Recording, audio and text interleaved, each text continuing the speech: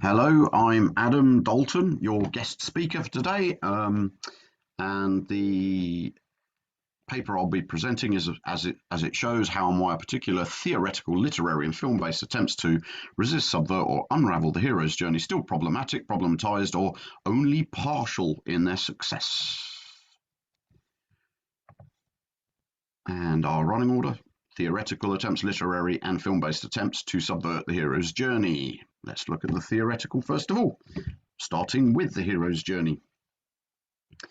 Joseph Campbell spent his life researching the complex of universal myths and symbols that he called mankind's one great story, or monomyth, or he called the hero's journey. Yet the so-called universality of the patriarchal, monomyth, and gender-specific ideo-language, like mankind, have long been challenged by feminists and advocates of gender-neutral or non-sexist language. The proscribed, excluding, and prescribed nature of the female within Campbell's understanding of the complex might be considered to be limiting, disempowering, non-diverse, and implicitly misogynistic. Indeed, Maureen Murdoch, Campbell's former assistant, having asked him for his thoughts upon her heroine's journey, reported in interview, "I met with Joe and showed him my map of the feminine journey. He said, women don't need to make the journey, they are the place that everyone is trying to get to." A bit outrageous. His response shocked me. It is true that in the mythological tradition, the feminine is the place people may be aspiring to integrate. But what I was aware of was that most of the women I knew and worked with were disconnected from our feminine nature. Our task was to reclaim the feminine for ourselves. So, in describing women as a journey's end place within the hero's journey, the female is relegated to the position of and objectified as a passive, sexual and/or socio-economic prize to be won and owned by the heroically active male, as per classic versions of the St. George legend, in which the knight frees the princess from the satanic dragon and then wins the hand of the beautiful princess as a consequence. The dualistic nature of or binary oppositions implicit within Campbell's monomyth with, for example, the known and the unknown, untransformed and transformed self, outward quest and return, life and death, and more, thereby map onto the binary of heroic male and trophy female. Murdoch, however, understands the female place as psychoactive, empowered, and potentially self-defining, especially when the wider community might act in solidarity. She continued in the same interview, "The impact on me of his response was definitely to pursue the writing of my book. My writing was informed by therapy with women and by my work with women's groups. When the Herons Journey was published in 1990, it deeply impacted both women and men. It has been published in 7 languages." For all that Murdoch's model has succeeded in finding currency within the fields of both literary studies and psychoanalytic therapy, it sets itself up in the sort of binary opposition to the hero's journey that can only see Murdoch's model named and defined via ideo-language that is as gender-specific and non-diverse as Campbell's own, the heroine's journey. As Murdoch states, the heroine's journey is a direct response to both Campbell himself and the hero's journey, a response that predicates itself upon and borrows from the general shape and stages of the hero's journey, while at the same time defining itself as a direct or binary opposition to the hero's journey. For the sake of illustration, much as a photonegative does. This is a multi-layered but patriarchally heteronormative binary opposition, which might be read throughout this opposition of the two academics, therefore. We have the original success of Campbell's work versus Murdoch's feminist challenge to it. We have the rejection of Murdoch's later work versus its various successes. We have the chosen one versus Dark Lord, male versus female, active versus passive, ego versus id, good versus bad, and right versus wrong. Yet immanently, such a heteronormative and binary opposition concerning male and female surely only confirms the existing and proscribing patriarchal dynamic of the hero's journey in its own broad terms, since the hero's journey complex has always accommodated, proscribed, and demonized such opposition, such that the hero's journey continues to dominate contemporary media as much as contemporary society is patriarchal, and as much as wider cultural production organisations, and here I'm thinking publishing houses and movie production houses, continue to commercialise, promote and prioritise traditional myths that valorise our own pre-existing social formation and essential self-interests. It is the pseudo-religious essentialism and binary predication of the hero's journey and the heroine's journey that has seen them critiqued from a gender-diverse perspective by the likes of Beckham, who explores whether the Queero's journey might be discovered. Significantly, as Murdoch did with the heroine's journey, Beckham predicates the Queero's journey upon and borrows from the general shape and stages of the hero's journey, meaning that the hero's journey remains as accommodating, remythologized and reiterated as before. It further means that the Queero's journey fails to define itself in its own terms, patriarchally proscribed by the binary oppositions within the hero's journey, and the larger binary opposition of the hero's journey and the heroine's journey. The gender diverse perspective, somewhat compromised. As further suggested by, I would like to thank Maureen Murdoch and Joseph Campbell for helping me discover a queer-identified journey from their pieces of literature. Fundamentally, if the hero's journey and the heroine's journey can accommodate a queer-identified journey, then the Queero's journey does not offer a competing model, and criticisms that the hero's journey is entirely binary or heteronormative lose some validity. Okay, now looking at literary attempts to subvert the hero's journey. The Black American author N.K. Jemisin discussed her much celebrated novel The Fifth Season, that novel the first of a trilogy that won the Hugo Award 3 years in succession. She discussed that novel in post-colonial terms to identify how the mythological tradition described by Campbell and Murdoch might be considered lacking in further areas of diversity.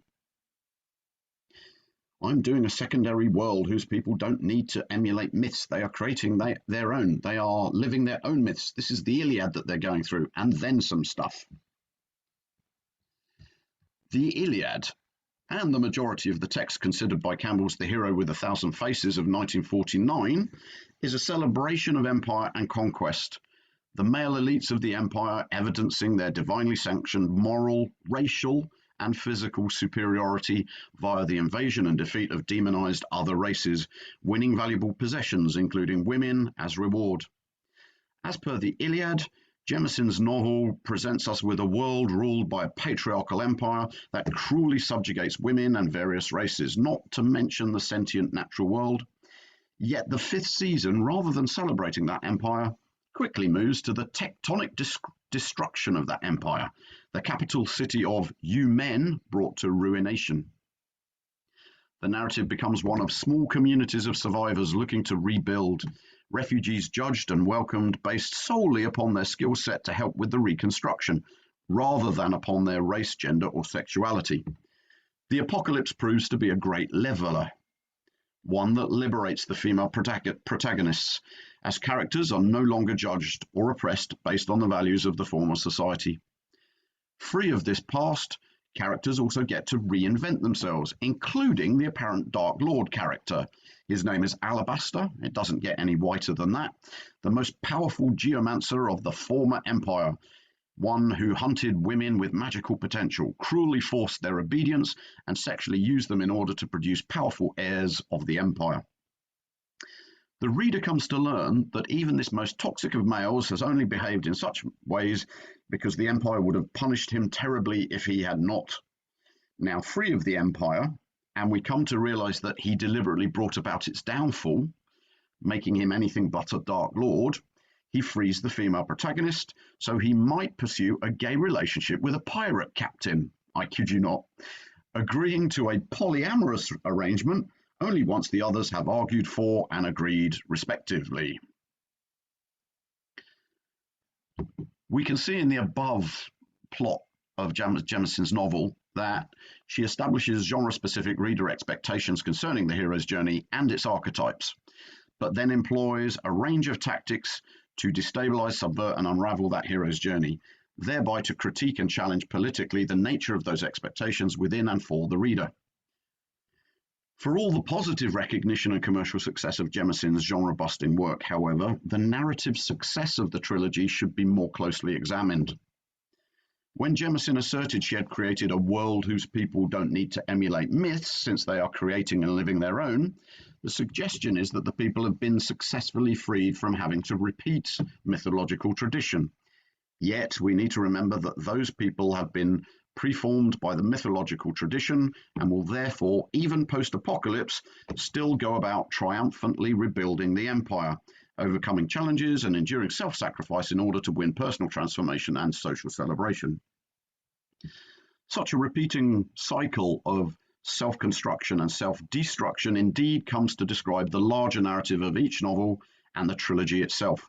Such a cycle, of course, is the characteristic, character-defining and character-driven pictorial representation of the hero's journey. Largely as a consequence of the fifth season's attempts and tactics to subvert, destabilize, and unravel the hero's journey, the author continues to suffer a backlash among conservative science fiction writers and fans, and is occasionally debated as a cisgendered author by those at the other end of the political spectrum concerning her appropriative, fantastical, and inauthentically liberated representation of trans characters. Furthermore, both the fifth season and its trilogy, particularly when the narrative delays or refuses to pursue the drama of the mythological tradition more rapidly or rabidly, have been described by critics as anticlimactic, static, sedentary, and defying easy literary categorization, the latter perhaps explaining why Jemisin's printed novels do not carry explicit genre labels. Therefore, in seeking to subvert and unravel the hero's journey, Jemisin's work might be said to enact its own narratological unraveling, excluding itself from the genre mainstream and seeing her voice becoming marginalized in some ways. Attempting to subvert or unravel the hero's journey appears to come at a dramatic price, then. Indeed, even the world-famous British fantasy authors Sir Terry Pratchett and Neil Gaiman paid a certain price for satirising and defeating reader expectations with regard to plot progression and a raising of the stakes in the likes of Good Omens and American Gods. Both of those books duck the climactic final battle that they have built towards, removing the male protagonist's toxic need to become a transformed hero who aggressively self-sacrifices to ensure the salvation, further propagation and celebration of the patriarchal empire, in turn for their name to live on forever. Consistently in the genre satirical works of these two authors, and we can think of the characters of Rincewind and Two Flowers in The Colour of Magic, and Richard and the Female Door in Neverwhere, to name but a few, we are shown that protagonists can achieve heroic adequacy, satisfaction or happiness, and a measure of success, or survival anyway, by rejecting the toxic martial behaviours of the mythological tradition. Conversely, those who pursue such behaviours end up as self-defeated, be it the LGBTQ hunter character, bodyguard to Door, the Dark Lord, or their dark agents. Yet such works explicitly define themselves against the hero's journey, meaning they are still in significant part defined by its expectations, shape, and terms. If these works do not conspicuously begin by conforming to the hero's journey, the non-conforming endings make no sense. The works make no overall sense without the hero's journey. The hero's journey is therefore essential to and at the heart of the narrative's sense and meaning. The attempted subversion or unraveling is therefore never completely successful and only dramatically anticlimactic. That term, the most common criticism of these works, even when the genre satirizing intent behind these works may have been understood by a critic, and there's a famous example from a major critic in The Atlantic. Moving now on to film-based attempts to subvert the hero's journey. A number of the creative science fiction and fantasy works considered so far have looked to challenge or subvert the hero's journey by employing, amongst other tactics, an empowered and often independent female protagonist. This tactic became fairly standard practice with a spate of young adult Hollywood releases in the early 2010s, including films like, as you see, The Hunger Games, Brave, Snow White and the Huntsman, Frozen, and Maleficent, and more. Young adult fiction uses the rites of passage or Bildungsroman version of the hero's journey, in which, as a natural part of growing up, The hero suffers the wrench or trauma of leaving the limiting family nest or home community, then to go out and face the perils of the outside world, learning and growing as they go, and ultimately learning to negotiate, compromise, and self-sacrifice, defeating the selfish or self-obsessed individual they once were, in order to validate, benefit, and prove themselves worthy of the place of the wider community, thereby finding a renewed home for their renewed self. Every individual goes through a general journey of this sort in their lives, for it also describes Maslow's hierarchy of needs in terms of self-development within the context of societal competition, be that competition for resources, survival, basic security, and relative dominance over the demonized other. Implicitly, however, the journey ultimately sees the hero conforming to and becoming an agent of a particular society's dynamic. Therefore, even if a narrative begins with an empowered and relatively independent female protagonist, that protagonist tends to become an agent of their patriarchal society. Considering the Hunger Games more closely as an example, we begin with the fiercely independent Katniss Everdeen, who has hunting skills and fantasizes about escaping her limiting community of District 12 in order to live more freely, happily in the wilderness. Yet, to save her younger sister, Katniss must confront her wider society within the arena of a lethal TV reality game show. Katniss, ever the fiercely independent female, refuses to train with the male Peter, also selected from District 12. Once the game show begins, though, Katniss painfully comes to learn that she cannot survive on her own, first relying on her male mentor to beg medicine from rich patrons of the games to save her life, and then accepting she must cooperate with Peter if she is to make it through. The movie ends with Katniss and Peter triumphing together, winning reputation and reward for District 12, and implicitly celebrating for the audience the value of self-sacrifice and cooperation with heteronormative patriarchy, devaluing the fiercely independent female we began with, a character who was overly selfish and requiring of corrective transformation. The movies Brave and Snow White and the Huntsman share with the Hunger Games the trope of the female protagonist needing to choose a male from among a number of competing males very often, a trope also evident in earlier YA films like Twilight in 2008, with whom they must cooperate ostensibly in some sort of love story. When, as per the Bechdel test or the Bechdel rule perhaps, the female protagonist rejects that need, or the movie avoids the trope entirely, as per Maleficent and Frozen, the female protagonist tends to be left ambivalently alone at the end of the movie, as with Brave, Frozen, and Maleficent, and just as importantly, they are left outside, above, or otherwise isolated from the wider community or society. Such movie endings come with a tinge of poignancy and a suggested ongoing sacrifice of self, providing a warning about the price to be paid for not conforming, and thereby reconfirming the particular requirements for adhering to the hero's journey. In conclusion, if the hero's journey is ultimately about the individual learning to conform and cooperate with their wider society, to perpetuate and promote it as necessary, even if only by way of self-censoring any criticism, challenge, or confrontation, sacrificing themselves as required, then the process of society, or the social programming or creation of a so-called individual, described as the hero's journey, concerns the erasure or inevitable disempowerment of individual distinctiveness. Hence Campbell's notion of the same hero with 1,000 different faces. When it comes to behaviours, personal values, and gender identity, those things erased. The positive transformation of self described by the hero's journey can actually be understood as the loss of self, or the impossibility or inability of the self to survive while entirely or apocalyptically ending the society and values that form that self, since something of that society and its values live on through the formation of that self, even if just as the basic human needs described by Maslow's hierarchy. If the hero's journey is simply a description of the socially dependent individual's struggle to meet their needs, then it can never be fully subverted or unraveled, unless the very nature of human existence and reality were to be subverted or unraveled.